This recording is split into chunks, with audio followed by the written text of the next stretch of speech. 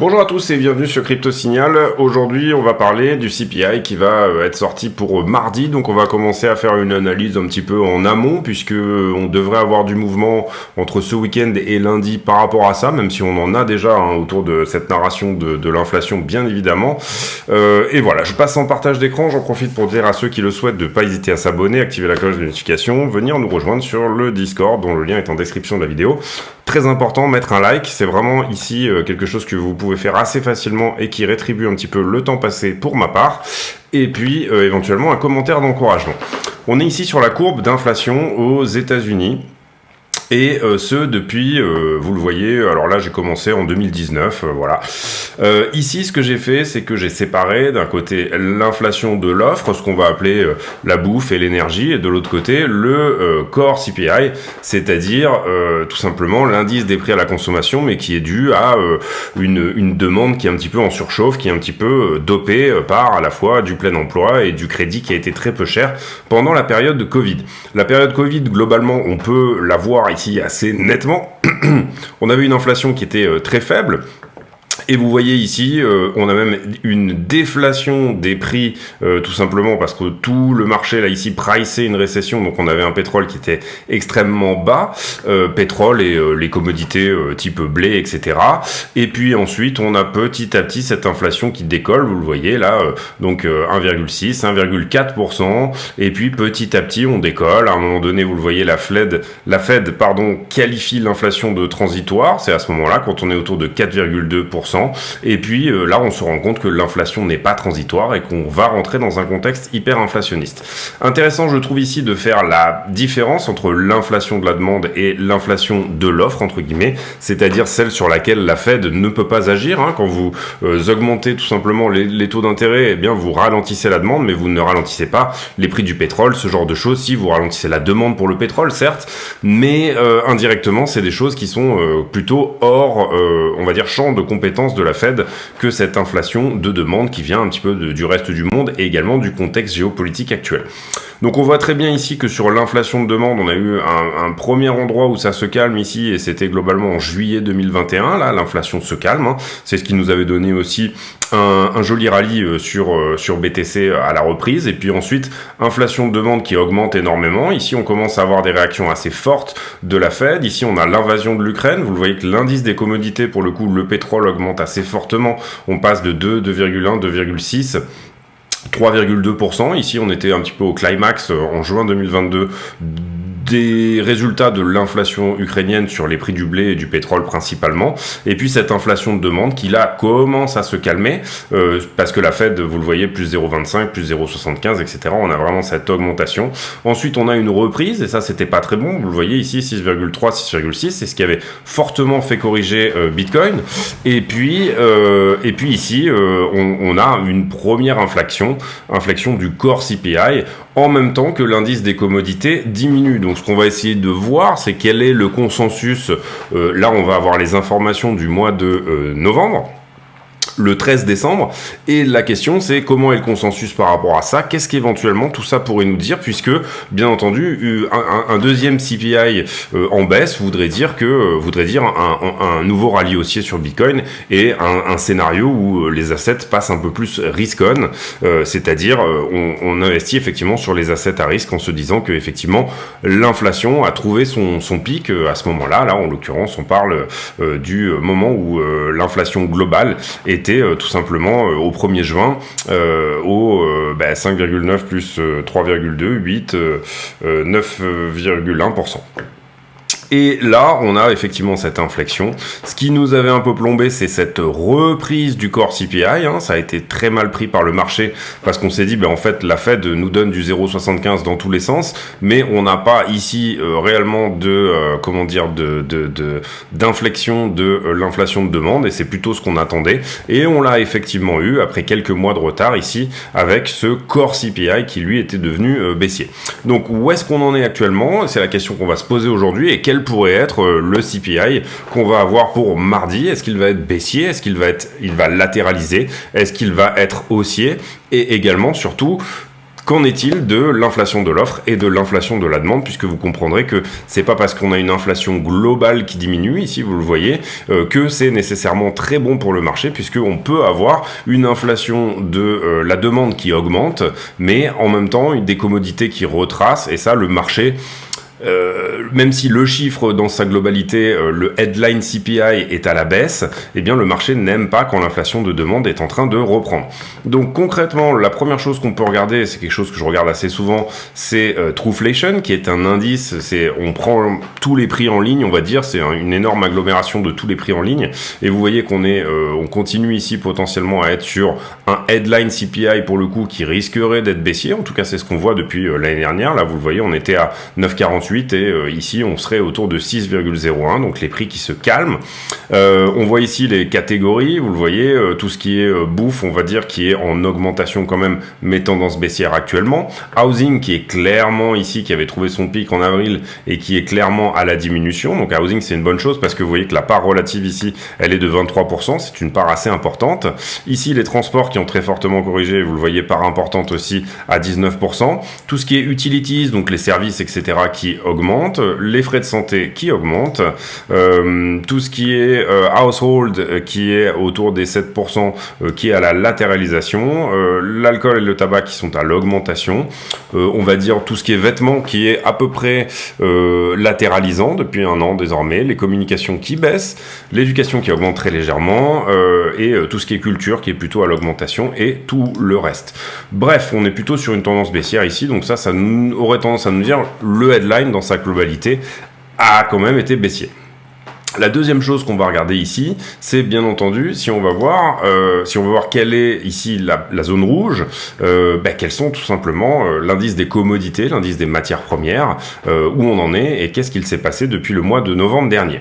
Alors le mois de novembre dernier avait été assez baissier, vous le voyez. On était sur une très forte augmentation et on avait une assez forte correction de l'indice des commodités au mois de novembre. Donc concrètement au niveau du prix, vous voyez qu'on a pris ici 10%.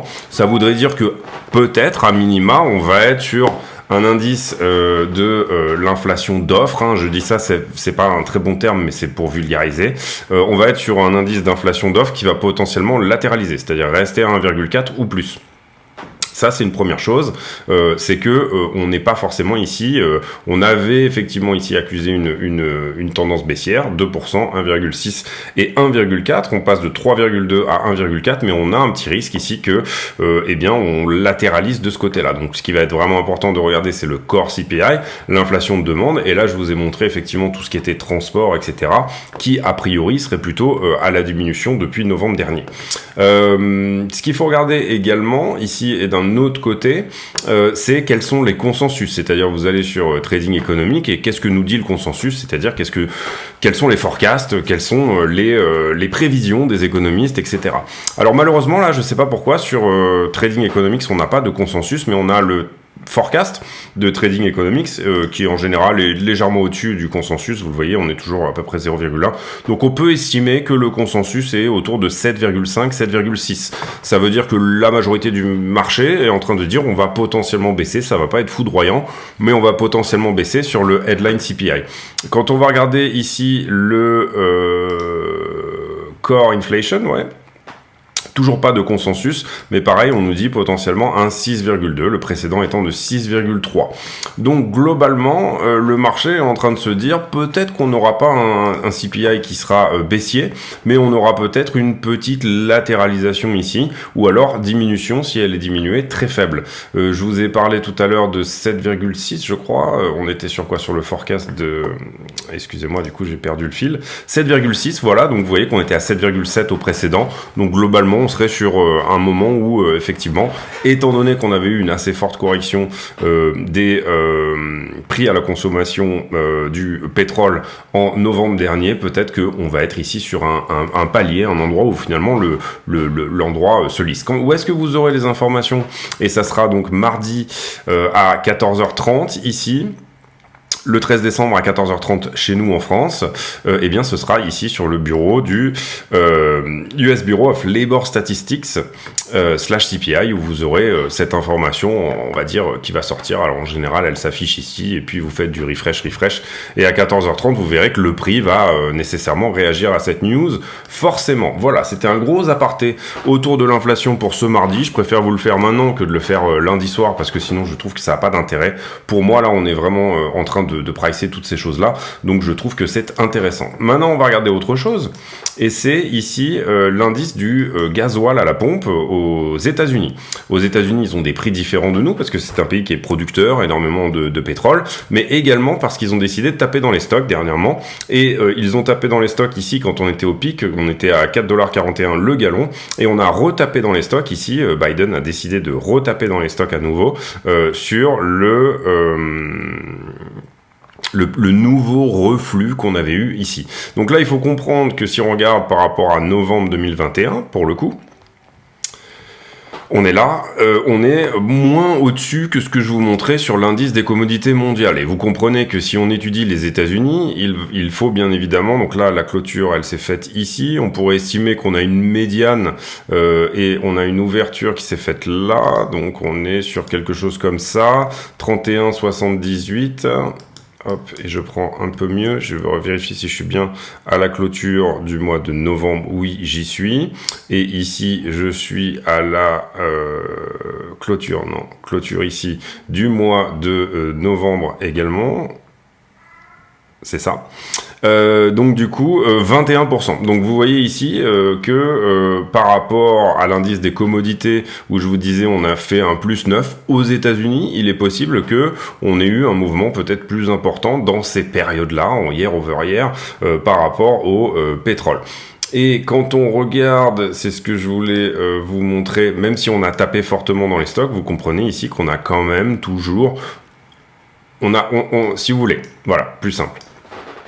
Là, on étudie un year over year, on étudie un chiffre qui est d'une année sur l'autre, d'accord? Donc, bien évidemment, cette variation, elle ne tient pas compte de toute cette hausse qu'il y a eu à l'intérieur et qui pourtant, en glissant, si vous voulez, est en train de se faire sur un an. Donc, bien évidemment, il faut pas dire on va se prendre 21% de CPI en plus, puisque, en fait, il faudrait faire toute une médiane de tout ce mouvement et globalement, après, faire tout simplement le lien là-dessus. Mais vous voyez qu'on arrive ici à avoir des trucs en se disant, sans doute que tout ce qui est, on va dire, commodité, étant donné cette forte correction qu'on avait eue en novembre à ce moment-là, on va peut-être pas être ici. En fait, les vrais mois où on risque de descendre, ça va être après cela, tout simplement. Vous le voyez ici sur le gasoline, où on a eu ces mois de montée. Donc du coup, si on continue à descendre, forcément, ça va faire baisser ici le système des vases communicants. Donc peut-être que ce CPI là va être plus latéral que réellement baissier. Les vrais mois baissiers qu'on pourrait avoir, ça pourrait être potentiellement décembre, janvier, février, tous les mois où on était ici dans la narration Ukraine, en fait. Je crois que c'était le 24 février où on avait eu une très forte... là, on priçait un peu une reprise du marché, vous le voyez. C'est-à-dire qu'on sortait un peu du Covid, etc.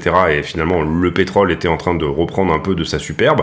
Mais ce qu'il faut bien comprendre ici, c'est qu'on a complètement explosé à peu près au mois de février ici. Et là, on a eu toute cette poussée qui a été en fonction de tout simplement l'invasion de l'Ukraine, le ban du pétrole russe, si on peut appeler ça comme ça, puisque les moyens plutôt détournés d'en acheter, etc., etc. Allez, on va sur le Bitcoin, gros aparté, mais je trouve que c'est intéressant d'en faire de temps en temps.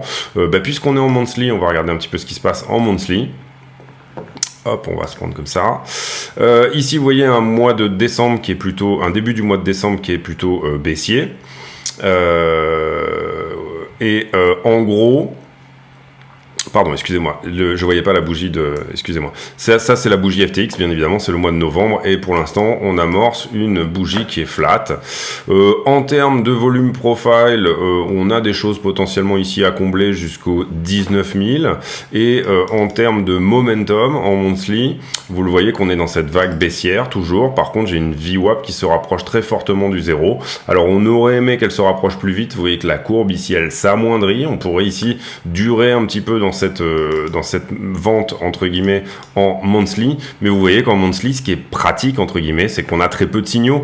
Vous le voyez, en gros, depuis 2020, on a eu juste un signal, et si je me mets sur l'index et que je vous montre, vous voyez qu'ici on a très peu de signaux. Cette vague de vente là qui commence à se calmer, ça fait 3 mois que ici on se calme au niveau du momentum, on décale cette vague ici de RSI qui était baissière en monthly, on s'en décale sur le côté, donc on aurait peut-être trouvé ici un plus bas en monthly, même si on peut descendre plus bas en termes de prix, mais en termes de momentum, on aurait peut-être trouvé un plus bas.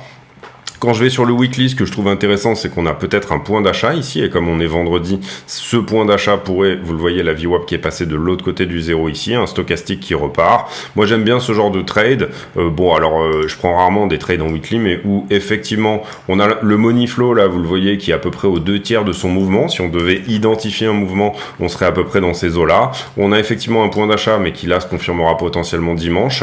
Moi, j'aime bien rentrer quand les RSI sont plutôt sous les 20, donc là, on attendrait plutôt un retracement, et on a effectivement, en fait tout va dans le même sens si vous voulez. Vous avez le money flow qui était négatif qui repasse positif, vous avez la création d'une vague de momentum ici qui est dans le bon sens également, vous avez un RSI qui était dans un niveau très bas et qui en a sous le plancher, qui en a sous le pied pour pouvoir augmenter aussi. Voilà, pour moi la configuration en weekly elle est très jolie. En 3D, on a confirmé il y a 6 jours ce point d'achat également, une VWAP qui ne se rapproche pas du zéro, donc c'est pareil, on est relativement bien là-dessus. Et puis pareil, accumulation de divergence, vous le voyez en 2D ici, accumulation de divergence haussière, des mouvements finalement des mouvements de vente qui sont de moins en moins forts, les vendeurs qui s'essoufflent, c'est ce qu'on voit également bien évidemment sur le daily. Également, ici on avait eu cette vague de vente et puis on est sur une vague nouvelle d'achat. On est sur une vague nouvelle d'achat. Par contre, en daily, vous voyez le stochastique qui est encore très haut, donc du coup, pas forcément le meilleur point d'entrée ici, sauf s'il accepte de continuer à ramper en haut et qu'il décide de ne pas revenir voir. En daily, globalement, vous le voyez, on est toujours dans cette box, un petit peu dans ce range. Pour l'instant, on refuse de dépasser les 17,3. Je vais enlever le momentum ici pour vous montrer. Pour le moment, on refuse de passer les 17,3, mais on a des vagues de plus en plus puissantes qui viennent éventuellement essayer de taper ici au carreau de cette boîte de liquidité qu'on va avoir jusqu'au 17,6 et on en a encore un petit peu au-dessus.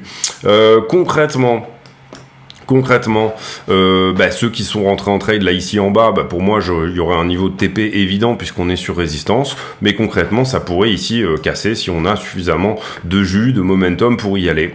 Voilà, est-ce qu'on va faire le 4 heures? Oui, le 4 heures est toujours plus ou moins sympa.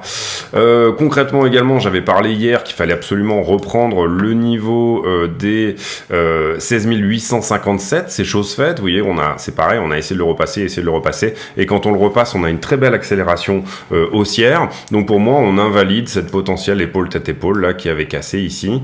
Pour moi, alors moi j'essaye encore une fois ici, on essaye de mettre de la structure dans le chaos.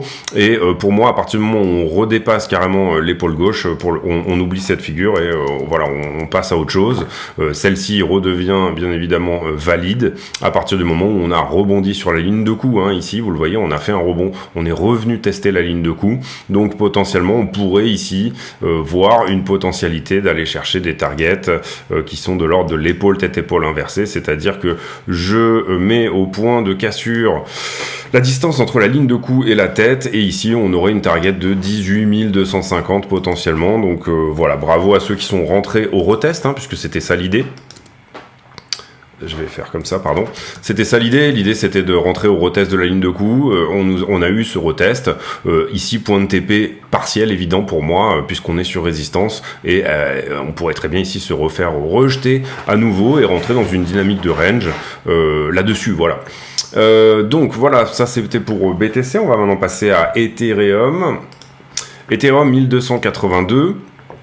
Ethereum, qui pour le coup nous avait pas donné cette épaule tête-épaule inversée lui, mais qui fait une légère déviation sous sa ligne de coup. Vous voyez qu'on vient chercher tous les stops qui s'étaient mis ici au 1236, et puis ensuite on repart assez fortement haussier. Et concrètement, pareil, Ethereum qui va venir taper au carreau des $1300, qui sera sa potentielle prochaine résistance. Est-ce que ça flag? C'est ça la grande question, je pense. Alors pas vraiment. Pas vraiment, c'est même plutôt pour moi une figure qui est plutôt baissière, ça. Hop. Vous voyez que nous, on aimerait bien, on adore voir des flags comme ça avec quelque chose qui nous donne 1, 2, 3 vagues et qui casse et qui à la cassure nous donne quelque chose d'assez violent. Pour le moment, en soi, on a cassé très vite, hein, c'est-à-dire que en gros, on aurait eu un flag des clôtures qui serait comme ça et on aurait fait un retest ici, mais j'y crois pas trop. En tout cas, c'est pas extrêmement joli. On va regarder ici. Là, on est en 1 heure. On va regarder. On va essayer de voir si en 4 heures, en 2 heures, on va regarder s'il y a des divergences baissières là sur ce niveau. Et oui, vous voyez que c'est un petit peu le cas, c'est-à-dire on a un prix qui continue à monter et un RSI qui descend. Donc ça voudrait dire attention, Ethereum va peut-être nous marquer ici une latéralisation, potentiellement, et ça serait vraiment pas déconnant, un retest des 1260 par exemple, ce genre de choses. Ça c'était pour la price action. On va désormais aller voir les news. Et les news, apparemment SBF qui va devoir testifier et qui va devoir faire un témoignage devant le Congrès. Donc voilà, ça c'est un petit peu la news du jour. Alors il va se faire démonter à mon avis, hein, parce que ici les politiques, quand ils vous reçoivent devant le Congrès, en général, c'est pas un très bon moment à passer. Cardano, beaucoup de très jolies choses sur Cardano en ce moment qui ajoute beaucoup d'adresses en stacking. Ici toujours cette fameuse intervention devant le Congrès de notre ami SBF. Et puis un sénateur au Massachusetts qui essaye de pousser un amendement pour forcer les mineurs de crypto à reporter à la greenhouse leurs émissions de gaz. Oui, bon bah voilà, ça c'est un petit peu dans le Massachusetts visiblement. Je vous rappelle que dans l'État de New York, ils ont carrément interdit le mining sur base d'énergie fossile. Ici, c'est pareil.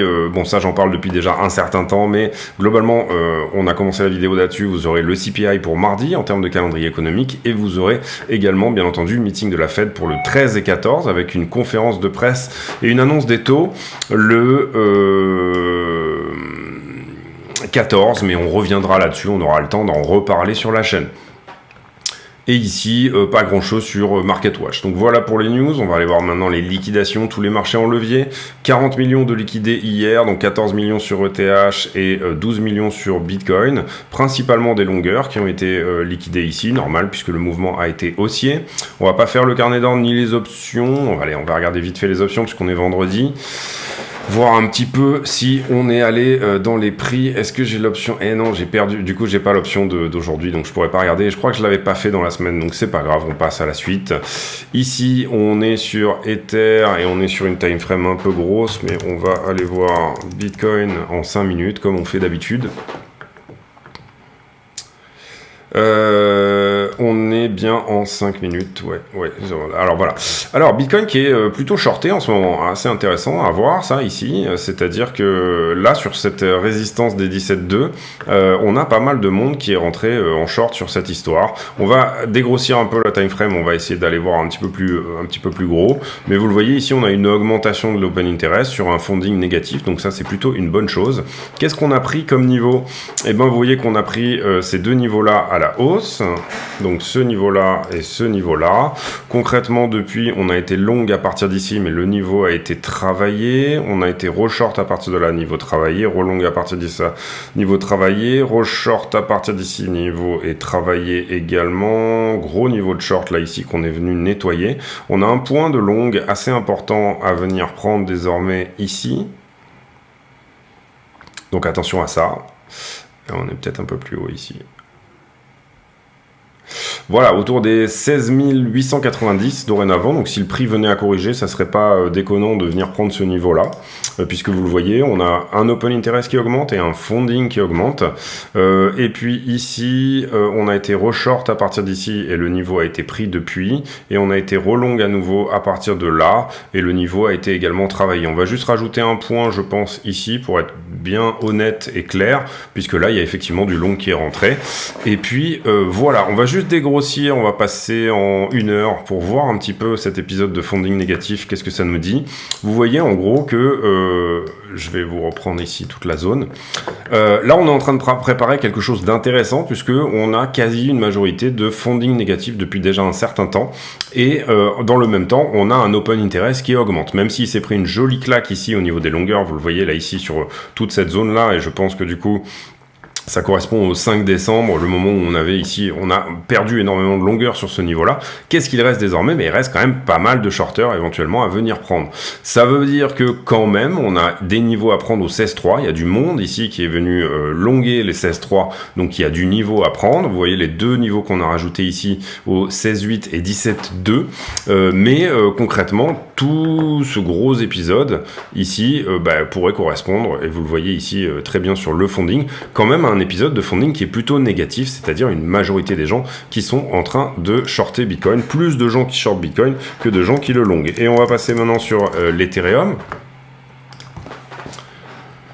On va commencer à regarder le 1 heure, comme ça au moins on va voir si c'est la même chose, et pas vraiment, enfin si, on a quand même un gros épisode de funding négatif ici, vous le comprenez ici, là, sur tout cet épisode de funding négatif est assez important sur Ether, et vous voyez que c'est ce dont on est en train de s'occuper là, avec un open interest qui continue d'augmenter. En gros, on a été assez relativement short jusque là, vous le voyez, tout ça c'est quand même du funding négatif. Par contre, on est en train de taper des niveaux ici en longue sur Ethereum qui sont relativement intéressants.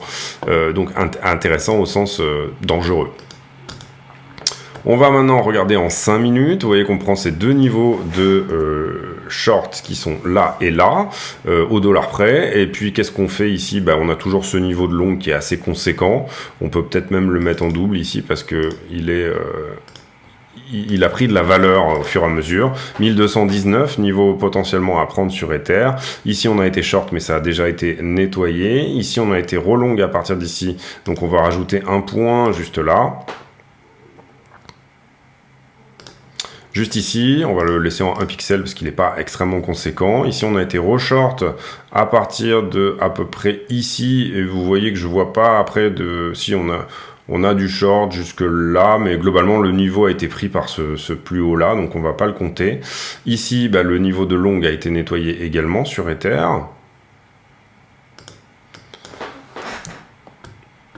Ether qui vient juste de perdre 10 $, là, donc c'est intéressant, on est en 5 minutes, vous voyez qu'on est peut-être à l'attaque ici de ce niveau-là des 1235.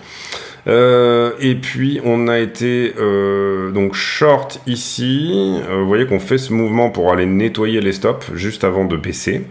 Et puis on a été long à partir de là, c'est le niveau qu'on est en train de travailler, qu'on vient juste de prendre là dorénavant. Donc une jolie paire de 10 $ là ici, et potentiellement ici, qu'est-ce que pourrait nous dire, et c'est ce que je vous disais quand je vous montrais la figure ici, je disais ça a pas l'air extrêmement haussier. Globalement, ce que ça pourrait nous dire, c'est tout simplement ce qu'on appelle dans le jargon plus ou moins un Bart Simpson, c'est-à-dire je fais un mouvement et je reviens à la base de ce mouvement. Finalement, j'ai travaillé un petit peu tout le monde dans les deux sens ici, et voilà, j'annihile, je prends un maximum de liquidité par une action de prix qui reste somme toute finalement relativement neutre. Voilà, on va faire vite fait les poches de liquidité. Hop, on va faire ici nos petits runs pour mettre à jour tout ça, et puis ensuite on ira faire une conclusion. Globalement, ici, vous le voyez, ce gros long qui s'ouvre et qu'on est désormais en train de venir chercher. Ici, on avait eu un gros short à 140 millions, et moi, personnellement, j'ai joué la clôture de ce short. Bon, là, on a déjà perdu 10 $, mais je serais plutôt ici baissier. Vous voyez qu'on est ici sur le delta, c'est-à-dire plus de shorteurs ou plus de longueur sur les 5 derniers jours, tout à fait à plat sur Bitcoin, avec un très léger avantage pour nos amis les longueurs. Donc on a quand même ici une zone qui se densifie en haut, et ça je trouve que c'est intéressant. Donc potentiellement peut-être un petit dip à 1230 et puis après repart vers le haut. On a aussi des longueurs et des shorters qui ferment leur position, je trouve, plus vite qu'habituellement. Je vous ai parlé d'Ethereum là, non, j'étais sur Bitcoin, excusez-moi. Oui, bon voilà, non pardon, j'étais sur Bitcoin, oui. Et donc sur Ethereum, énormément de long ici, vous le voyez, là pour le coup, autant sur Bitcoin, on était neutre en termes de... C'est l'analyse aussi quand j'ai dézoomé pour passer en 1 heure. On a plus de long ici sur Ether que sur Bitcoin, donc une potentielle correction. Et excusez-moi, quand je vous ai parlé de rentrer pour contrer ce short ici, c'est moi le mouvement que j'ai fait j'ai pris ce trade là ici sur Ether. Après là, vous le voyez, on a quand même accumulé pas mal de grosses positions, et ben jusqu'au, ouais, je dirais 1200, 1230, donc on pourrait tout à fait ici faire, comme je vous le disais, un éventuel Bart Simpson et venir chercher ces positions-là. Est-ce qu'on va laisser ces shorts gagner là ou pas? C'est la question. Pour l'instant, on voit qu'il y a plus de valeur en dessous, hein, c'est-à-dire que 2,39 milliards en position leveragée sont potentiellement, donc il y a potentiellement une petite centaine de millions, peut-être un peu plus à venir chercher ici en liquidation pure. Maintenant, on a quand même ici du short, hein, ça a été shorté aussi. Mais alors bon, pour moi, il n'y a pas d'équivoque. Ici, on serait plutôt baissier à l'instant T. Par contre, les shorts, je trouve, les shorts et les longues, hein, globalement, les liquidités ferment leur position très vite. Il y a énormément de peur en ce moment, et on voit vraiment très vite que dès que les gens ça va pas dans le sens qu'ils veulent, on voit très vite le funding évoluer. Et vous l'avez vu ici, on fait le yo-yo un petit peu dans les deux sens. La heatmap en 7 jours, on va regarder que la 7 jours aujourd'hui. Vous le voyez, ici, on a cette zone qui se densifie, toujours la même chose, autour des 16,3, 16,5, et on a désormais une zone qui est bien jaune, qui pourrait bien se densifier également autour des 17 700 dorénavant. Donc ça, c'est intéressant à voir aussi. On a vraiment cette zone au niveau des shorters qui est assez fortement appuyée dorénavant. On appuie sur le bouton ici et c'est plutôt une bonne chose pour ceux qui voudraient reprendre un petit peu de momentum ici haussier. On termine ici cette vidéo en faisant sur le prix une petite conclusion. Là, en l'occurrence, le prix nous dit qu'il va potentiellement latéraliser ou annihiler tout simplement ce mouvement en entier. C'est-à-dire, soit on latéralise, on l'a vu, les divergences en 4 heures, etc.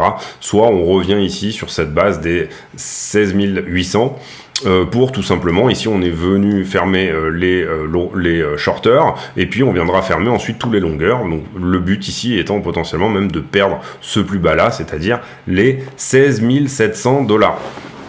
Concrètement, ça voudrait dire une sorte de dynamique de range où on revient comme on l'avait fait là, hein, vous le voyez ici, dévier sous le range pour venir prendre les stops des longueurs tout simplement, et puis ensuite dévier par-dessus. Alors je trouve ça étonnant là qu'on n'ait pas dévié un peu plus haut, qu'on soit pas allé légèrement plus haut, ça signale justement une perte un petit peu de momentum. Peut-être que là, ce mouvement baissier va nous redonner l'upside pour y aller, hein, éventuellement.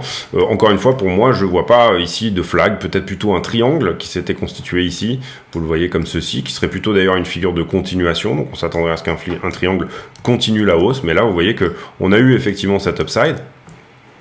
Et la target du triangle d'ailleurs, je pense, a même été atteinte. Et puis ensuite, en fait, tout ça a été pour nettoyer tous ceux qui s'étaient garés au niveau des 17 300. Bref, donc du coup, voilà, pour moi, potentiel retour ici en bas de range, c'est tout à fait possible. Donc dans cette zone-là, et finalement, on prend ce qu'il y a à prendre. C'est tout à fait le cas dans un range, c'est-à-dire que on prend tout simplement les liquidités des uns et des autres. Donc ici, ceux qui ont joué à un trading de range doivent très bien s'en sortir, je pense. Et concrètement, voilà, le marché range quand même une bonne partie du temps, donc c'est pas du tout ici déconnant de voir ça. La question c'est est-ce que ça pète en haut ou est-ce que ça pète en bas cette histoire. Pour l'instant, on sait qu'on a de la box ici en termes de liquidité, donc attention à ça, hein, autour des 16,3 il y a quand même du monde, c'est ce que je vous ai montré également sur la heatmap. On a quand même du monde ici dans cette zone, par contre c'est étonnant qu'on n'avait pas nettoyé les 17,7. Alors soit les shorters ont suffisamment d'argent ici pour inverser tout simplement le momentum, soit ils sont en train de prendre des profits ici en haut de range, et c'est-à-dire que, parce que là on voit pas les positions qui se ferment, hein, vous comprenez, on voit que les ouvertures de position, mais on n'a pas les fermetures, puisque sinon à aucun moment ces zones de densité ne perdent de la valeur. Si vous voulez, ce qu'on regarde là, c'est les ouvertures de position, mais on n'a pas les gens qui clôturent tout simplement leur short ou leur long, puisque on peut pas avoir cette information là, sauf à travailler pour un exchange peut-être, et encore.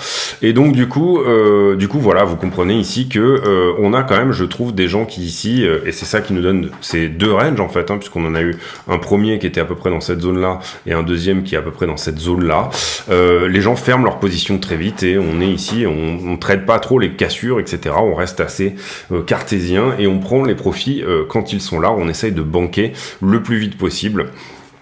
Donc voilà, je vous laisse là-dessus, j'espère que cette vidéo vous a plu. On a parlé d'inflation, on a parlé de pas mal de choses, on a parlé d'action de prix, on n'a pas tellement fait de la news, mais bon, je pense qu'on a eu ici une vision qui était assez cohérente et complète.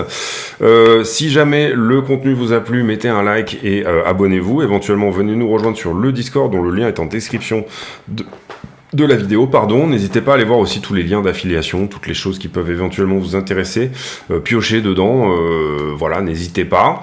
Et puis, j'ai pour habitude de demander en fin de vidéo une question qui n'a rien à voir avec les prix du Bitcoin.